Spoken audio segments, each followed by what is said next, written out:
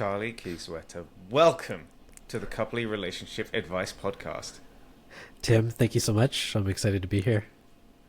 Charlie is an attachment theory expert and a famous TikTok content creator. Healing with Charlie, look him up, and he's famous for helping millions of people navigate no contact and begin rebuilding after a major relationship ends.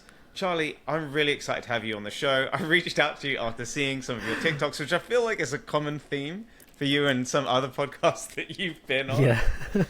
Yeah, absolutely. Yeah, I mean, you summarized it so perfectly. I might have to start using that for my descriptions.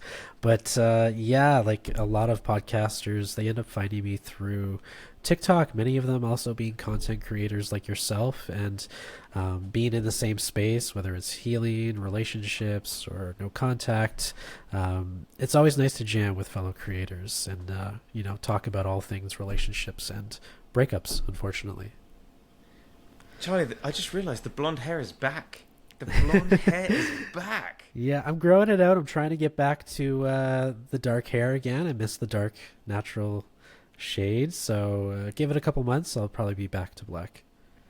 If you're not watching this, tune in on Spotify and YouTube and you can see us in video as well. But if you're just listening to it, open TikTok as well and check out Healing with Charlie, and you'll see that our wonderful guest here sometimes has blonde hair, sometimes has black hair, but right now the blonde is back. Charlie, how did you get into this space? I'd love to hear a little bit more about your background story.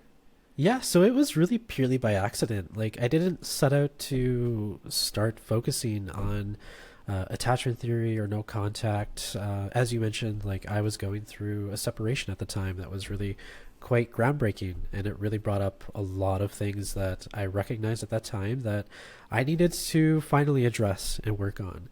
And slowly over time, like during that breakup, I started posting on TikTok because I needed an outlet for what I was feeling, for what I was going through at that time. And it started to snowball from there, and other people were going through the same thing. And in the comments, people started sharing their story and the things they were doing to get over that. And it kind of just naturally evolved from that, where I then started to focus really in on that breakup event and how it can bring up attachment trauma. And given my own recent experience with that, I felt that was really what I needed to get started. And from doing a lot of reading, a lot of research, and starting to go to therapy, it just became one aspect of my healing journey at that time. And it just resonated with a lot of people very quickly. And I'm really happy with the success that I've achieved so far and how much I've grown a fan base from this, because I did not set out to do that. I was just kind of authentically sharing my story, and a lot of people decided to follow me because of it.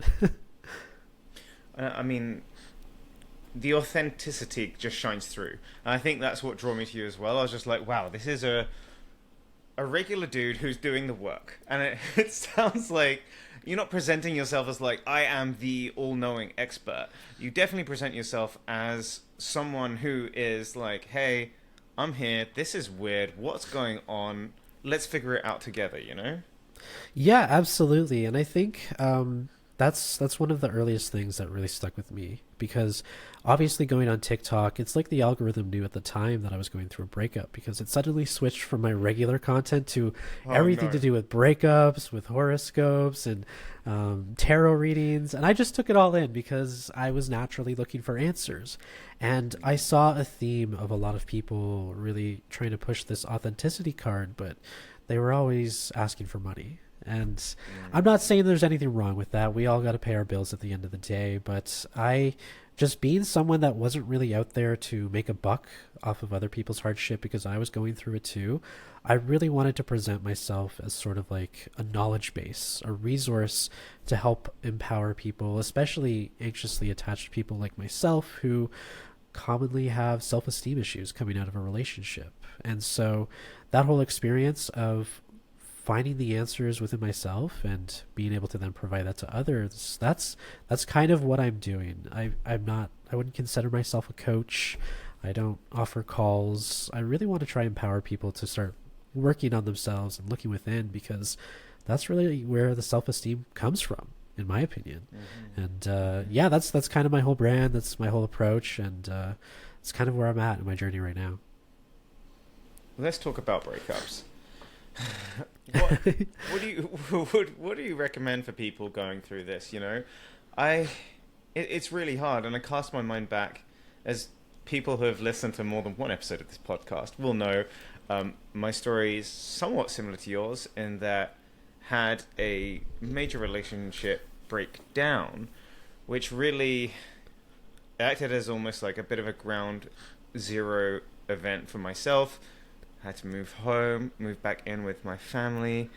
Shout out Team Mum and Dad, thank you for letting me stay back at 32 years old. But it really did give me that space to like reflect and give me Yeah. space to be like, I don't know if you found this, Charlie, but after my breakup, I was definitely like, who am I?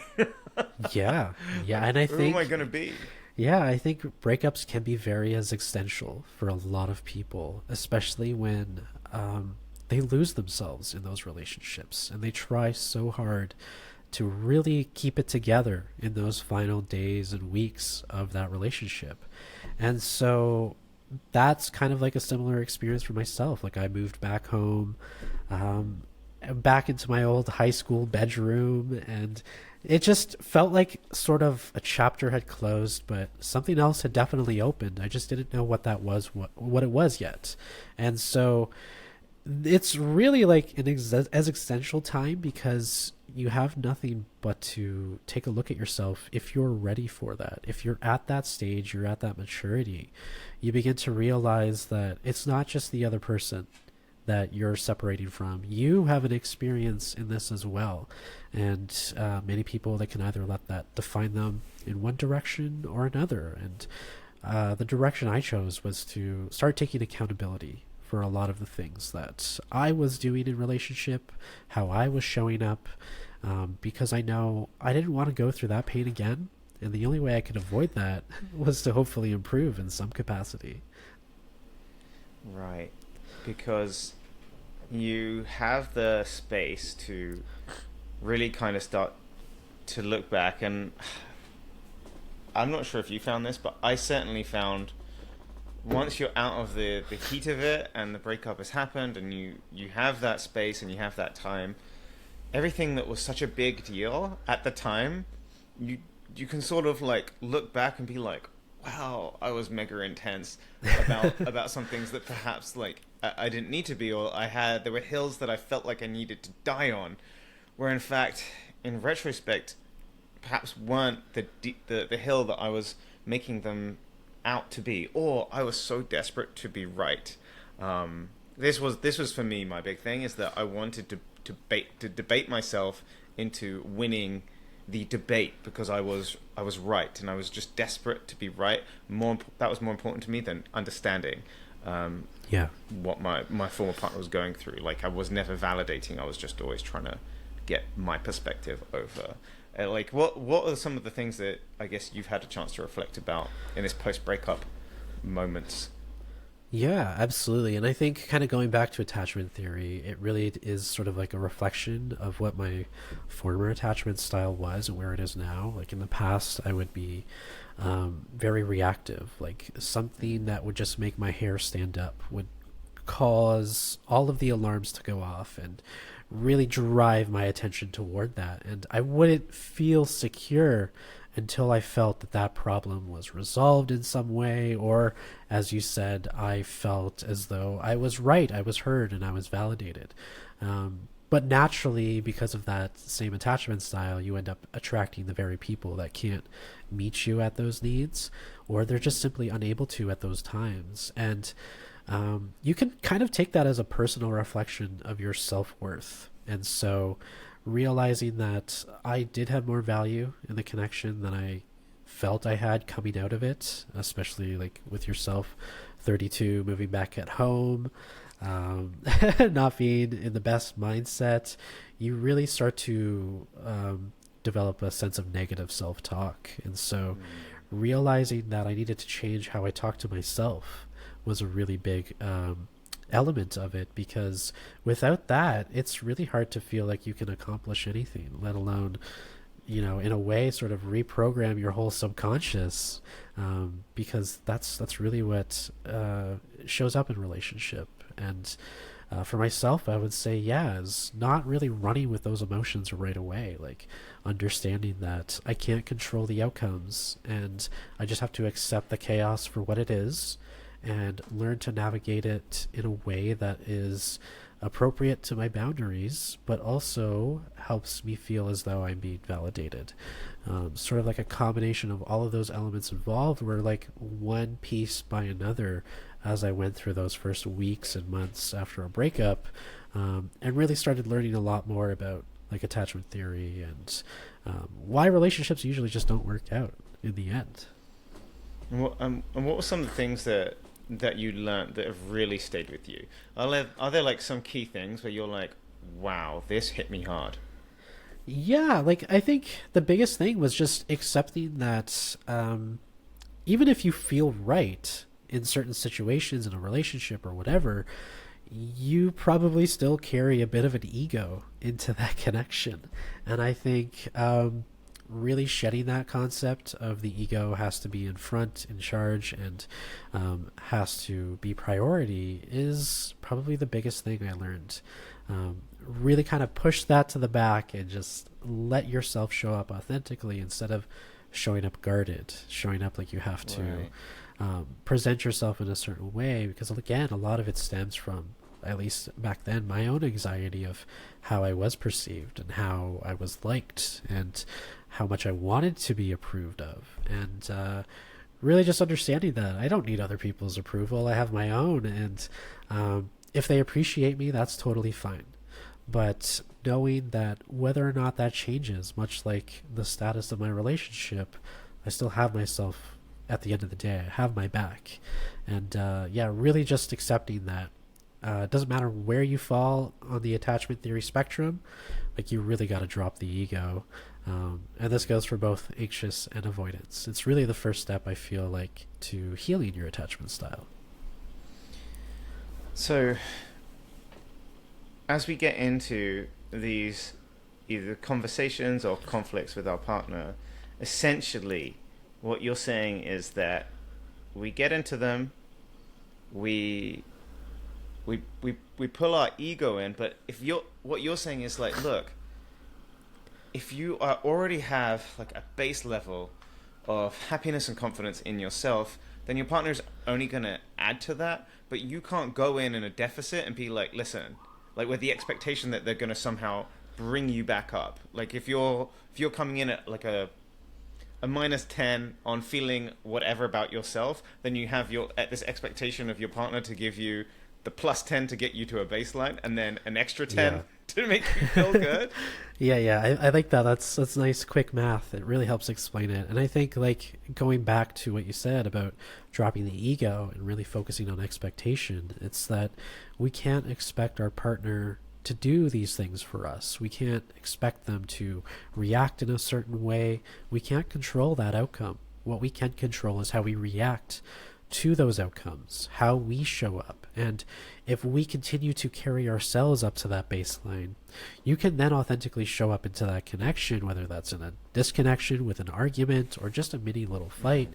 You can at least show up without feeding off of whatever it is the other person is bringing. And then that way, you kind of walk out of that, whether it's successful or not, with clarity. Whereas when everything gets really heated and passionate and overly emotional, it's really hard to walk out of that connection feeling like your needs are being met, because you can then become really susceptible to whether it's gaslighting or narcissism or anything where you think things are one way, but they might not be. The emotions can really get in the way of that. They're important. They're indicators for what we are feeling and what we need to communicate, but we can't look at our experience through the lens of those emotions. It's really important to let them take the back seat, and you just kind of refer to everything as one piece of data or intel, if you want to sort of quantify it, and come up with a conclusion on how to best proceed, whether it's in a conversation or a fight or even a breakup. I love this, Charlie. We're getting on some really exciting stuff here. Can we pull that down to like a practical example? We've got a lot of couples here. They're listening. They're like, wait, what? What are you guys talking about? My emotions? Like, that's how I know how I feel. You're supposed to, I'm ignoring my feelings. Isn't that my intuition? Like, how can we? Yeah. Can you pull that down into like an example for the audience? Yeah, I think one of the most common examples, especially if you're talking about attachment theory, is sort of like the anxious avoidant dance, where both happening at the same time, an anxious person can feel as though their partner is pulling away, and therefore to help create security in that connection, because it brings up their attachment wounds, their fears of abandonment, the avoidant can then feel that person trying harder, possibly clinging on, and they begin to pull away because that intensity that the anxious person can often go into can be overwhelming for many avoidants. And I'm not here to say whether that's good or bad, but that's just the the unconscious natural order of how that relationship plays out. And so when it comes down to even just simple conversations, like the anxious person might be willing or at least wanting to put a label on things much sooner than the avoidant would. That's often a really common tense point in getting relationships off the ground to a point where it becomes official. And for the anxious, they need that label to feel secure, whereas the avoidant just needs the connection to feel secure. In certain capacity. And so this can come up in little micro disagreements here and there. And it kind of, both sides, as they're kind of going about it, it feeds into the flame of the intensity. If we can recognize that maybe this person's pulling away, that's fine. It makes me feel uncomfortable, but I don't need to react and try harder. I can ask if they're pulling away and maybe they want to share something. If they still say no, that's fine. You can't force it. Or if in the context of the avoidant, they feel the other person is trying harder and their instinct is to naturally pull away, recognize that maybe you need to tell the other person that, hey, I need to step away for a minute or however long it takes, but you'll touch base with them and reassure them. You just need to kind of get through it. Again, dropping back that ego, observing as much as you can rather than reacting, and deciding the best approach that helps you feel like you can meet your needs in a certain instance, but you create the invitation or the opportunity for the other person to reciprocate. And if they don't, that doesn't necessarily shatter your world. That is kind of where you can approach those connections. I know it's a bit of a long-winded explanation, but if you can really simplify it into just accepting people for who they are at that specific moment in time, and whether it aligns with what you need in terms of safety, connection, and reassurance, then you can really determine how it's best to react. Because when we're going into these situations blind, because we're not considering these aspects, that's where fights can happen. That's where explosive arguments can happen. And it really all stems off of defensiveness on both sides. Both sides can become defensive because they just feel like their needs aren't being met, but naturally their needs are misaligned, and that's what creates the conflict. And the dance continues because the anxious people have a little secret weapon that they like to deploy, or if they feel an avoidant pulling away, anxious people can start to create some problems. Anxious people can start to come up with great little tests, and we'll have a narrative, we'll hold a narrative, and they'll be like, well, this person just doesn't care about me, or they're a narcissist, or they're a psychopath, and I'm gonna put this little test out, and I'm gonna see how they do, because I want deep down, your emotional side, your anxious voice is just desperate to be proved that you're lovable and that they're not going to leave you. And so you will create some quite problematic behaviors and problematic tests that you will then deploy on your avoidant partner.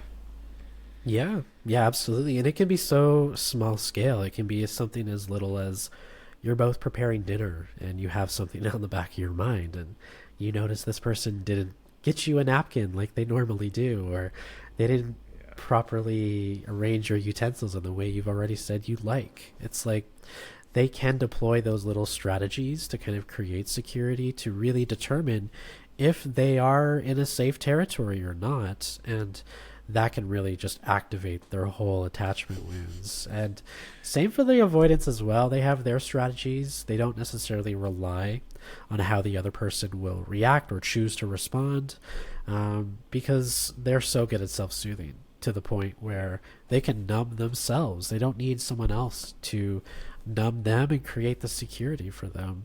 They can probably do that a little too well.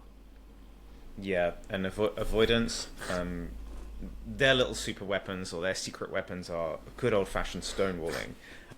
For me, I'm more on the anxious side, and being stonewalled is like... So for stonewalling, anyone listening, this is when you just shut down. This is when you do not look at or respond to the person. I'm sure everyone has been like ignored, or I don't know if regular people have this in their life or not. I'm sure everyone listening to this at some point has been ignored. Maybe even when you were in like elementary school, when you go and like talk to a group of people and they pretend you're not there. But there are many people out there that will stonewall their partners. Yeah, yeah, totally. The stonewalling is an aspect to it. And again, it really depends on how that takes place and what form that looks like. If you're just bringing up a conversation for the very first time and an avoidant just completely shuts down and doesn't want anything to do with it before it's even become an explosive fight, yeah, I would say that's unhealthy behavior. But if after a certain amount of time you've brought up that conversation, you both have talked about it, and it's just gone south and they just completely shut down, I might say that's more just them deactivating out of their own personal security. Doesn't always necessarily mean they're stonewalling, but if somebody were to ignore you for days on end or weeks, maybe even months, like, yeah, you're probably just better off maybe not even entertaining that. You don't need that type of validation from someone. And same with the anxious. For the avoidance, I like to give credit for both sides. I am fearful avoidance, so I can understand both sides, the polarity between the two. I tend to lean more anxious, but I know the strategies that avoidance can take on and what can turn them off about the anxious people. And sometimes be with people that just test you all the time, or you feel like you're being tested. That can be exhausting as well, right? Exhausting. And I'm sure people listening to this as well have seen, like, you're going to start to, as you start to get more into this, guys, and look, if you haven't done it already, there's an awesome attachment style quiz in Coupley. It comes up on week 2 now if you're a new user, so it's the second week quiz, but definitely do it. We have like 3 quizzes on attachment that you can do, so hopefully you should be able to move your attachment to secure if you continue to learn more about yourself and your partner. But learning you and your partner's attachment styles are really, really key, because as you start to meet with friends and old friends, new friends, and you see people get into relationships, it is wild to look at the ways that people who have an anxious attachment style will test these wild tests that they'll do with their partner, and it's exhausting for their partner. Also, there can be like attention getting behaviors. Like if you've ever seen a meme or a reel of someone who's holding their phone at a wine glass with like at the TV and pretending they're at a rave to try and get their crush's attention. That's classic. These are sort of like classic anxious attachment thinking, which are it's when you get those thoughts. It's like Charlie's saying, when you get those thoughts, like try and separate out the emotion and the logic and remove the ego and be like, is this actually a healthy thing that I'm trying to do? Yeah, totally. And I think you kind of really struck the nail on the head with bringing up sort of like the little attention grabbing behaviors or coping mechanisms that the anxious will turn to, because they feel as though just by having those conversations up front directly hasn't resulted in positive outcomes. Maybe I'll do something that might really get their attention. And so there's a lot of stigma out there against avoidance for being cold and impassioned and heartless. I get where it comes from, but they're humans too, despite what many anxious might believe. But being on both sides, I can see why they do it, but also I understand why in the past I've now tried to get an avoidance attention for me. I understood some of the strategies I turned to that were not 100% healthy when I knew it's not even what I wanted, but I knew doing that thing would get their attention back on me. And that's sort of what I mean by going back to the ego element. Did it work, Charlie? Did it work? Did it work? In the short term, it definitely worked in the short term, but it didn't lead to constructive connection. It wasn't positive. It was really just rupture and repair. It was that chaos, the peaks of highs and lows. It's really what it was.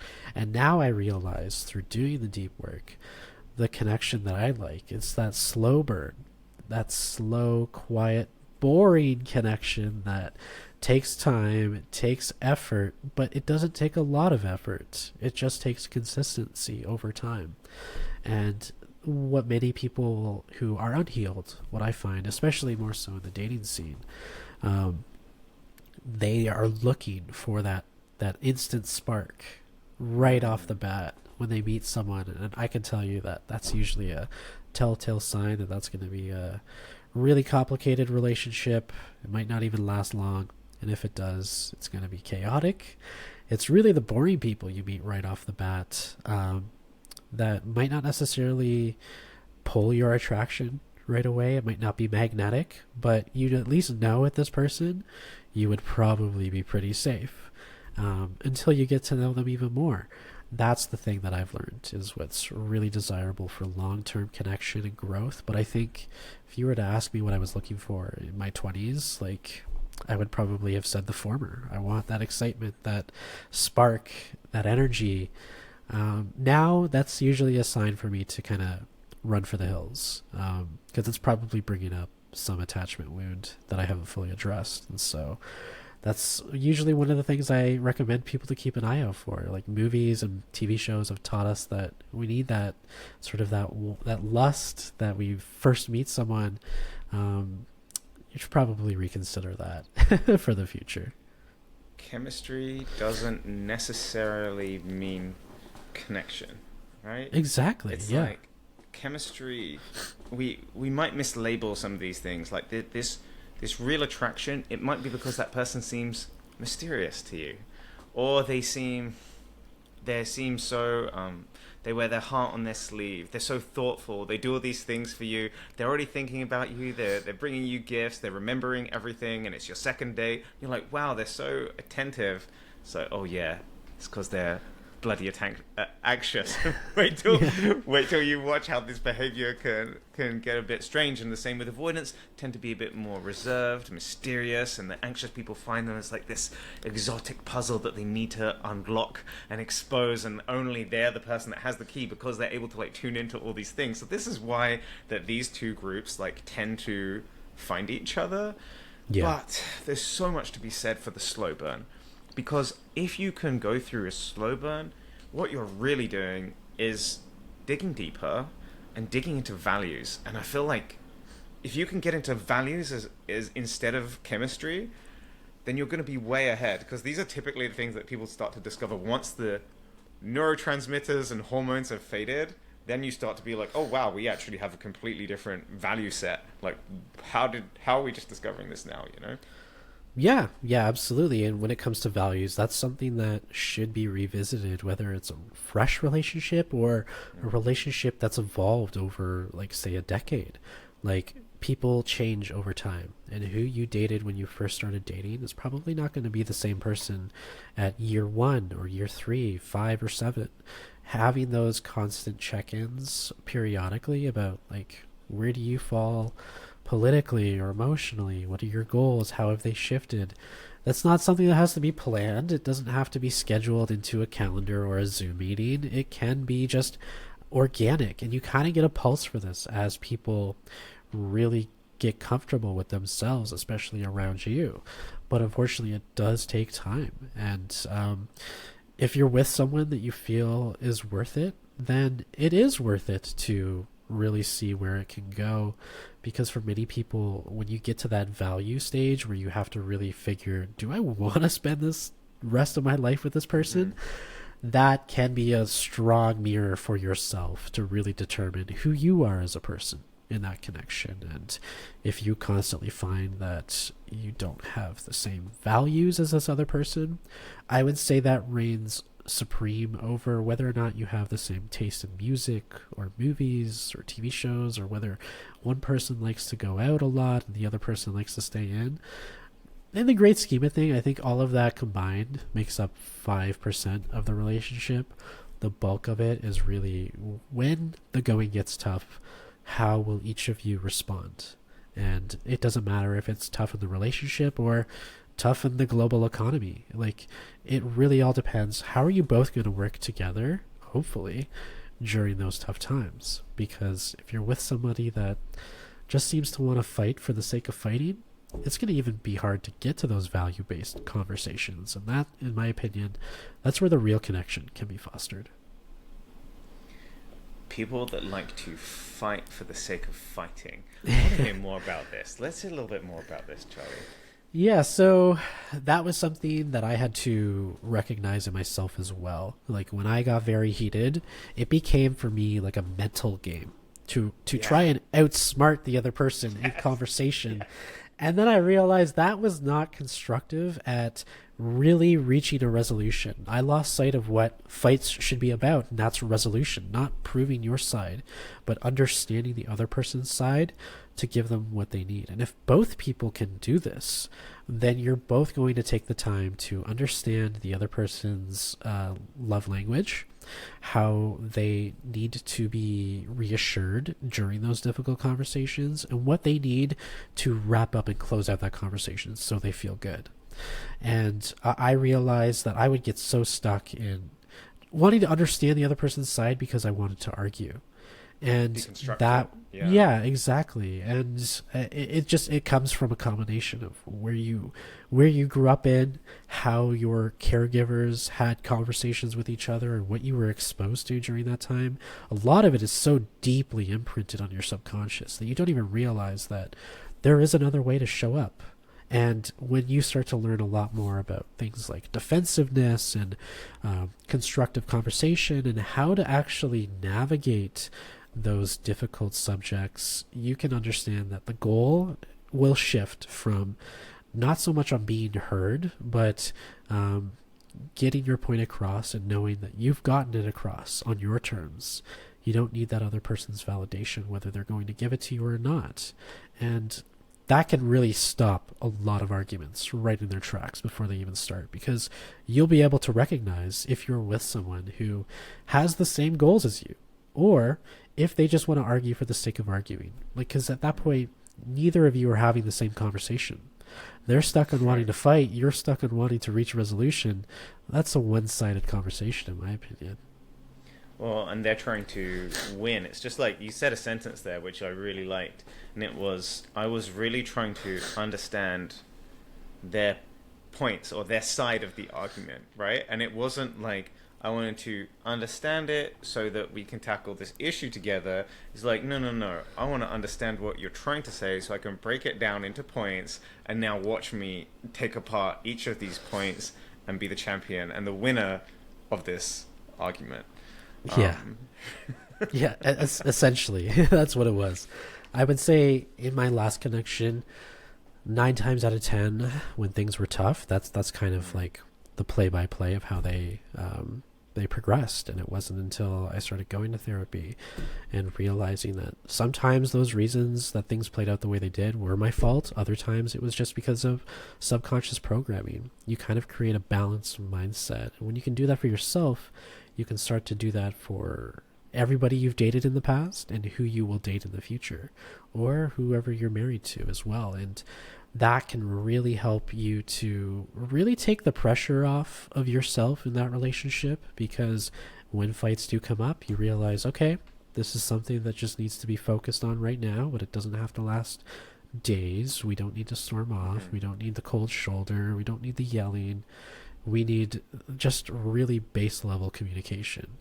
And having that awareness, that's something that is developed over time, but you have to really take a lot of self-reflection to get there. And you need to know what it is you want, what it is you're looking for, what your needs are, what your boundaries are.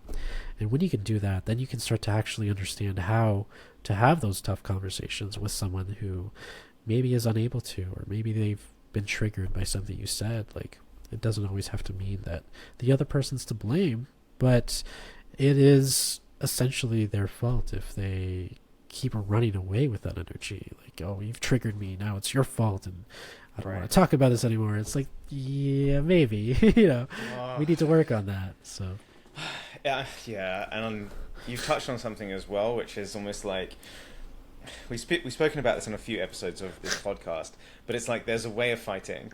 So there's the fight itself, which is the issue that you're fighting, and then there's the way that your partner fights. And then you can end up having a fight about the way that they're fighting instead of like dealing with the actual issue. And then this fight becomes a bigger fight because it can be a values-based fight, because it's like, well, you don't care about me because otherwise you wouldn't speak to me like this. And then the thing underneath that caused the original conflict hasn't even been touched on. And it's like you have to break down the way in which you fight.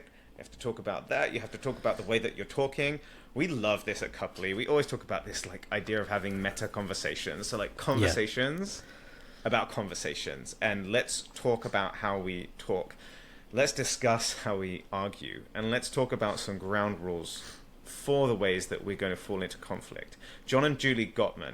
Have you looked at these guys? They've done some awesome studies on the ways that couples fight. And what they discovered was this. There is a magic ratio. And to every one negative thing that is said or done in an argument, there is 5 positives. And they looked at like the way that couples who've been together for a long time, who have healthy relationships, who scored really highly on healthy relationship kind of triggers, they looked at them and they looked at the way that they argued. And even though their arguments could be quite aggressive, they were still making little jokes in the argument. They'd put their hand on their knee and call their partner out on something. There was still like this sense of connection going through the argument. And I think learning how to argue, they found couples that can argue healthily, it was the biggest contributor to the long-term success of that relationship. Yeah. It's a huge skill. Yeah, it really is. Like, going back to that, it is a skill that you have to develop over time, but you need to observe where you're starting from. If you haven't even developed the framework to just take a look at your experience and understand, okay, this is where I am, this is the roadmap of where I need to be, you understand how to get there. And so it can be really difficult to sort of see the forest through the trees if you don't have that starting awareness point. And like studies like that, they really can help people to begin to understand where they might fall in their connection. Am I with someone who fights like this, or is every conversation sort of like a mental boxing match? It really doesn't have to be like that, and that is a big indicator as to whether or not a relationship will last. Like, if you still feel like you want to make a little cute inside joke, even if you do feel really intense in that moment, you're probably trying to communicate to the other person that, hey, listen, I know we're having a fight right now, but I still care about you. It's still a form of connection. And being aware to even still spot those when they come up, that's important too. Like, it's still a little bid to say, hey, I know we're having a fight, but let's keep it democratic right now. Let's keep it colloquial. Let's calm down, Let's keep the gloves on. Let's stick to the rules. There's a lot of analogies that we've played with. My favorite analogy is like the ship analogy. So it's like your relationship is a vessel that you build together. You're bringing each of your values, which are like the planks and the glue, and then the bits of connection are the nails and the screws which build it all together. And finally, the deck is the place where you live. And if you start warring with your partner and dropping bombs and throwing things at them and all of this psychological warfare, you trash the ship. It's got holes in it that you need to actively repair it, or it's going to sink. So the idea of having these healthy conflicts, I love. And I think like the other thing that you touched on, which was around like understanding someone to break apart their argument. It's also like this idea of we trying to approach these arguments with a curiosity to understand like truly the picture that our partner is trying to paint for us. And guys, if you're listening to this, and I know like some of our couples definitely fight a lot and argue a lot, and if you're listening to this and you're like, we keep having the same fights, or it's the same thing over and over again, like switch your mindset and try this one time. And it is pretend that you move into an objective mindset, just like Charlie said. Pretend that you're a detective and you are trying to figure out the motivations for your partner, not to underpin them though, because they will sense that. They will sense that in the way that you frame your conversation. They will sense that in 1,000 little tingling ways in their gut that like, wait a second, he's doing this to try and unpick my argument. But do it instead to like paint the canvas of their argument with them. Like, what's the conflict here? Okay, why are you upset with me? Okay, what was it about me not putting the recycling in that upset you? Okay, what is it about needing a clean space that's important about you? Oh, okay, what is it about that? And like go deep and really try and like paint the picture with them. Yeah. This is advanced. Yeah, we're 40 minutes in. We're two guys talking about arguing for 20 minutes. This is advanced. We know that you guys are doing like some super advanced stuff, but I can tell you from personal experience, this has been the most transformative thing in my relationships. Is that we don't get it right every time. Let's not pretend we get it right. Do not get it right every time. I'm definitely not going to say we get it right every time. But being able to have a good argument, a healthy argument most of the time, it's been bloody amazing. And it's like the stress that it has taken off from me, being like most of the conflicts me and my partner are going to be able to figure out in a very cool, calm way has been bloody transformational for my life. Yeah, I absolutely agree. And kind of going back to something you said about how, like, you know, you build up that ship over time. You're working together to do that through those little forms of connection. And to throw it all away because you want to be right, it's like, that's a lot of effort to just really cast aside like that. And so when you do lead with that curiosity, because many anxious, they're naturally curious, but they're curious because of their own insecurity. They want to create that security through someone else. But if you understand that you can help them get there to do that with you, this is not manipulation. That is collaboration. And that is entirely different. The former is manipulative. And many anxious aren't willing to accept that. They're not willing to say, well, that's just how I felt. It's like, yeah, we all feel. It doesn't take away from those feelings. It doesn't mean they're any less valid, but how we respond to those feelings. And if we lead with curiosity, focus less on the why because we've linked our personal value and self-worth to the why, and more on the what. What is this person communicating? What is it they want? What is it that I need? And how can we both get there? That's like 4 questions right off the top of my head that are more constructive than why did you say that? Why did you do this? Those are like hot swords to the skin. They will slice right through like it's butter. But the other ones, those are like armor. They help build up that connection and strengthen the relationship even during an argument, because that is where you really test each other in a healthy way.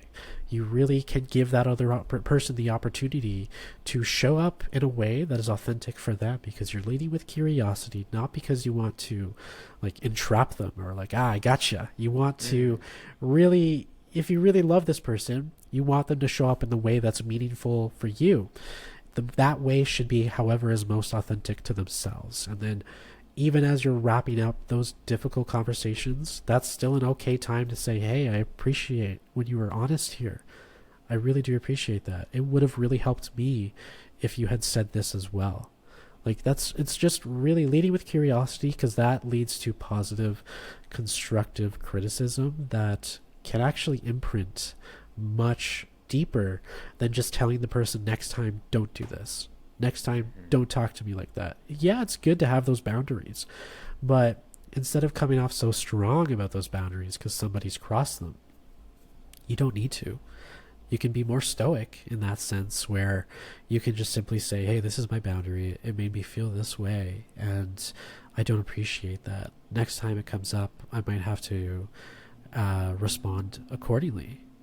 And that should be all it really takes to create security in yourself when it comes to sort of defining your boundaries to other people. Because, like, in relationship, as they evolve, those boundaries shift, they change, they grow. Sometimes they're, at one point they're important, later in life not so much, and that's all natural. These are relationships. People are evolving over time. We shouldn't expect that because someone shows up in a certain way at one point that they're going to continue to do so. And really just understanding that we have expectations for how we should be treated, but not how the other person should always show up, is really important, because it not only takes the pressure off of you and the other person, but it can be empowering in the sense that, okay, I don't need this one thing that I think I need in order to feel secure, just because we're having a disconnection. That person can mess up. We're all humans. And so just that curiosity is like the biggest thing that I've learned since going through therapy and learning about like self-help and attachment theory. It's like, if you lead with curiosity, you're leading to understand. You're not leading to be judgmental. And that's something that both anxious and avoidance share in common when having difficult conversations. They don't want to be judged. That's just part of being human, I think. Mm-hmm. We should talk about secure, because I think a lot of people don't talk about it enough, and I'm definitely guilty of that because it doesn't seem to be as interesting. Realistically, and because all of the pain from my life hasn't come from all of the work I've done to become secure. I feel like now when I do my attachment style quiz, I'm coming up mostly secure. Like by far, my biggest chunk is secure with a little bit of anxious thrown in. Just a sliver though. What does it mean to be secure for those who might not have even heard it that much? Yeah, for me, like, I really like to think of attachment styles as fluid, in that you can occupy all of them to a certain degree, depending on what you're going through and how you respond to those things. To be mostly secure, I feel like, is to recognize that even if you still have a little bit of anxious or a little bit of avoidant or even both, you know that even if those feelings do come up again in the future, you have your back, to know that if it's only you left at the end of the world, you're going to be okay. You're going to try and survive. You're going to make it work. You're going to have your back. It might be pretty lonely, but that's okay because you don't feel alone.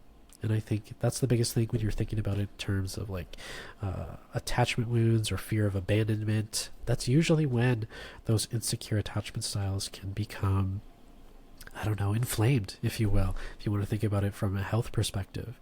If you really want to battle that inflammation, you have to acknowledge that it even exists first, and you have to remedy. The best way to do that is to self-soothe, and that's for both styles. For some people, self-soothing is purely individual. For other people, self-soothing for the avoidance can actually look like connection with other people, but reassuring in their own head that this is okay because I'm still getting my needs met during this time. And again, if you're aware as these moments are happening, you're observant, that to me is what security is all about, because you know what it is you're looking for, what it is you need, and you know when you found it or when you're getting it. And when you can find it, that's when you can reassure yourself. You don't need the other person to say, I love you, give me a hug. It's nice.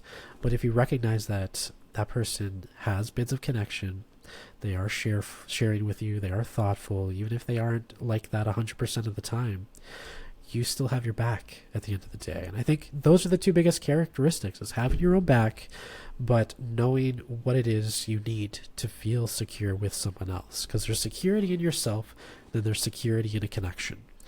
Where the insecure attachment styles lose it is because they often interlink the two together.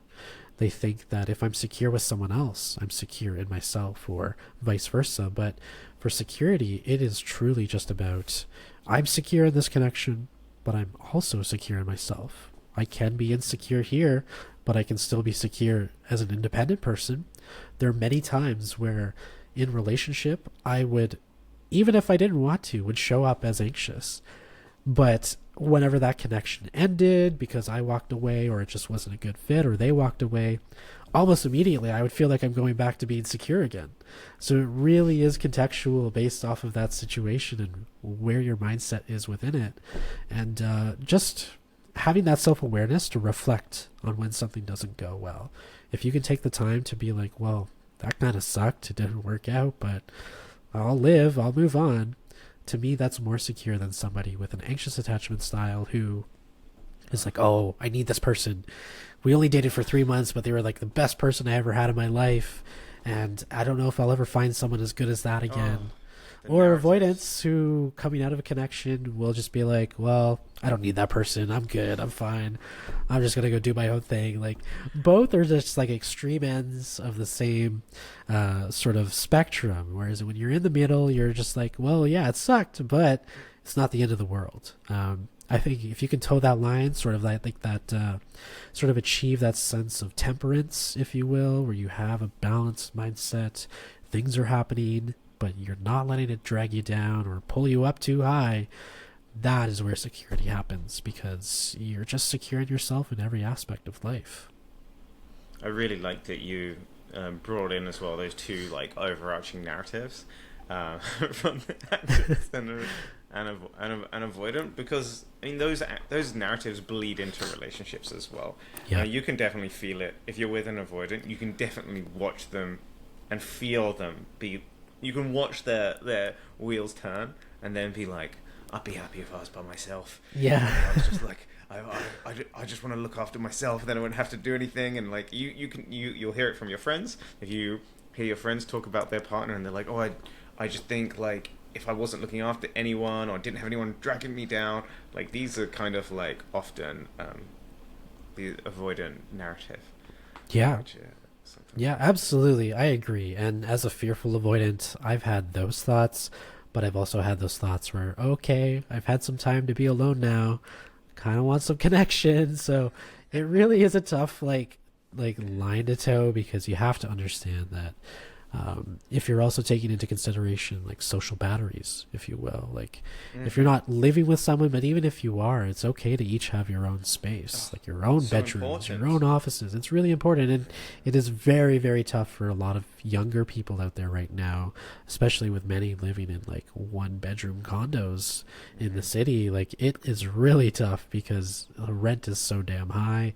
You both can probably only afford so much, and the thought of home ownership, you're probably not even there yet, but you got to do the best with what you have. And if you don't have the access to space where you can just be your own self in a vacuum, you have to learn how to achieve that space together, like sort of like a shared environment where you can both foster that independence, but also that healthy connection, that strong sort of like interdependence. That's usually how it's referred to. It's the hardest thing to usually achieve in a relationship, but it's usually just achieved from a balance of recognizing your needs and what the other person needs, and how you can go about doing that. You don't need to feel like you're walking on eggshells all the time, because if you're not considering those aspects, that's where that environment is usually fostered. Yeah, understanding this difference and where it plays in your relationship. So it's like basically being able to be your own person, but showing up for your partner. Yeah. And showing up for all the other obligations that we have. Many people have kids, so being a good parent as well. Trying to manage each element of this while in a romantic relationship is a really important skill set as well.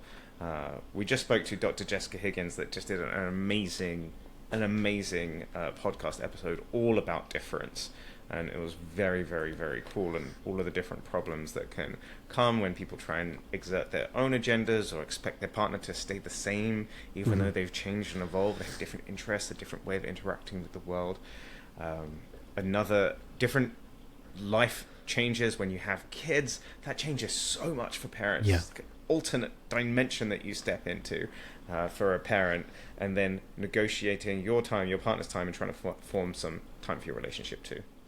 Yeah, it really is. Like, and it sucks to say that, with the modern day, we have to sort of really think actively about that time that we allot for ourselves and other people. But that's just the way of life right now. You really have to consider that you need your own time to fill up your own cup, but you also have to contribute to other people's cup. How are you going to do that? How are you going to give those people your time?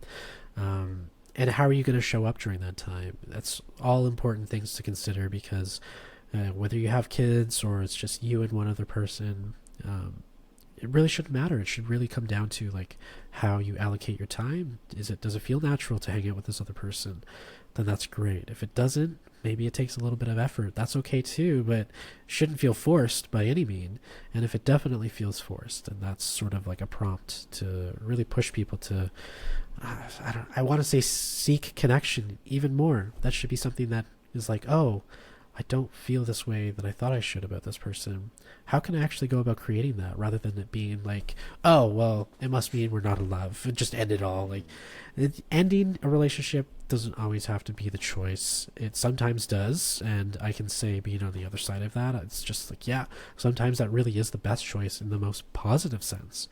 But sometimes, if that's the first option that comes to mind, just because you feel like, oh, I wish I just had more time to be myself, or I feel like these people are holding me back, take a hard look at that for sure, but maybe take some accountability as to maybe it's just an extension of yourself. Maybe you don't feel like you get enough alone time, or you don't have enough hobbies. Sometimes it's really a symptom of, codependence, rather than it is people holding you back. 100% agree. Charlie, it has been amazing having you on the show. Thank you very much for joining us. It's been great to chat with you. Tell the coupley audience what you have coming up this year and where people can find you.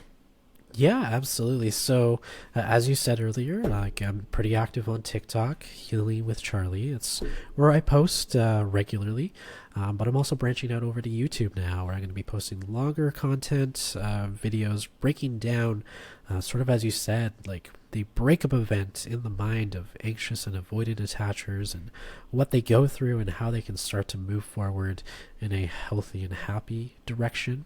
So I'm excited to be having that. Again, you can visit healingwithcharlie.com. It has all of my links, and it'll have the link to this episode as well. So yeah, that's pretty much what I'm up to. I'm excited to be working on that. Going to be a lot on camera a lot, but I'm hoping that Tim, you and we can get together at some point again this year and jam on some more relationship stuff. Absolutely. I've got the setup for the in-person podcast, Charlie. I can see you've got like a nice little background behind you. You can host it at yours, or you can host it at Coupley HQ, but we'll do another one at some point, 100%. Absolutely. Well, thank you so much, Tim. Thank you so much, Charlie. I really appreciate having you.